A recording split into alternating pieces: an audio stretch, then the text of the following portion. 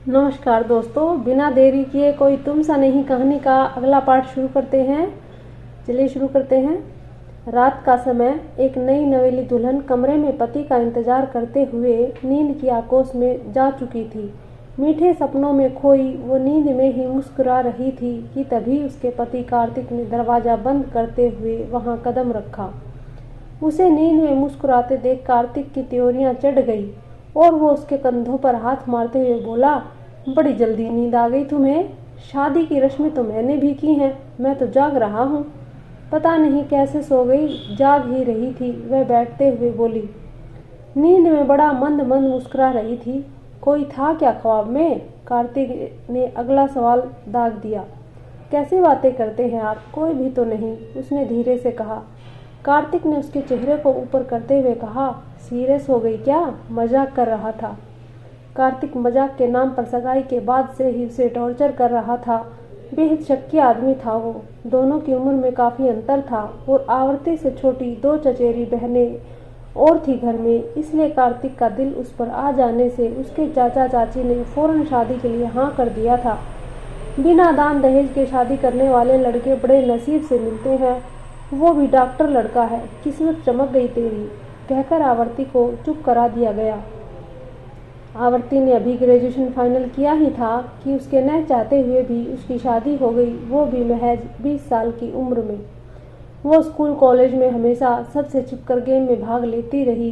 Sports में बहुत रुचि थी उसकी, हर तरह के खेल खेलती, पर घर में इस बात से सब अनजान थे, क्योंकि किसी को भी ये सब पसंद नहीं था तो चुप ही रहती, कुछ नहीं बताती किसी को, सिर्फ सबको खामोशी से सुनती थी।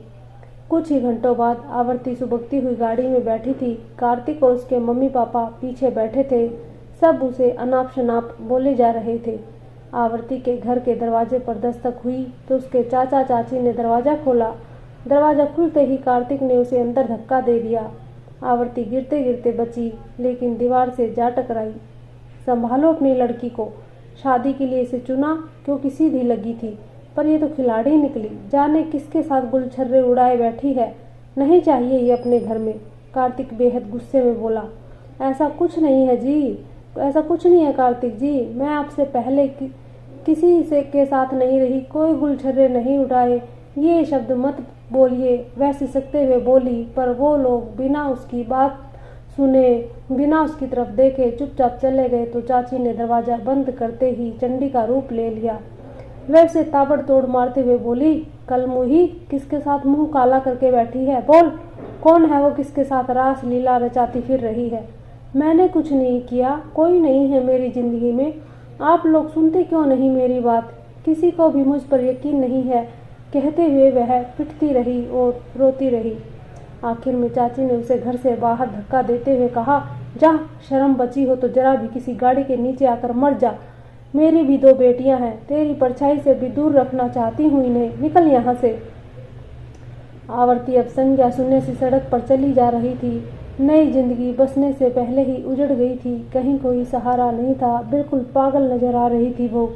उसी शहर में आधी रात का समय, एक लोकल हॉस्पिटल में एक लेडी ने सब तरफ सन्नाटा देखा तो उठकर अपनी नवजात बच्ची को बाहर डस्टबिन में डाल दिया।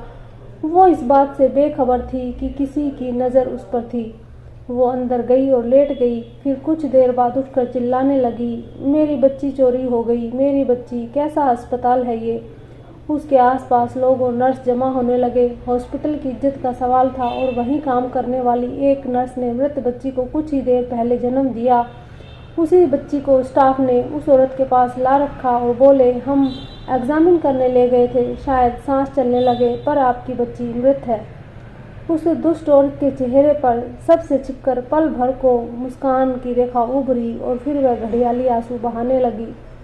उधर एक शख्स उस बच्ची को डस्टबिन से निकालकर हॉस्पिटल ले गया, उसका चेकअप कराकर घर की तरफ निकल गया। रूई के टुकड़े सी वो बच्ची उसकी बड़ी बाहों में सिमटी हुई थी। उसे देखते हुए वो बोला, तुम्हें मैं बड़ा करूँगा, तुम इन दो कौड़ी की लड़कियों जैसी नहीं बनोगी।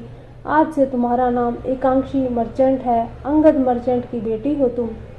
तभी सामने नज़र करते ही उसने जोरदार ब्रेक मारा, पर फिर भी सामने कोई टकरा ही गया। तो वह नीचे उतरा। नीचे शादी के जोड़े में कोई लड़की बेहोश पड़ी थी। अंगद ने उसे देखकर घृणा से मुंह बनाते हुए कहा, ब्लडी चीटर गर्ल्स।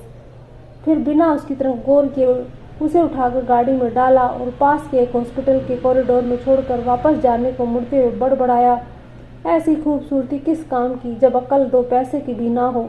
तुम्हारे साथ जो भी हुआ हो ठीक ही हुआ। प्यार करने वाले लड़कों की कदर तुम लड़कियों को होती ही कहाँ है। पैसा चाहिए बस। ऐसी ही हालत के काबिल हो तुम लोग, ऐसे ही लड़कों के पाले पड़ोगी तो अकल आएगी। वह अपने गंतव्य की ओर चला गया जबकि वह लड़की हॉस्पिटल के कॉरिडोर में बेहोश पड़ी रही।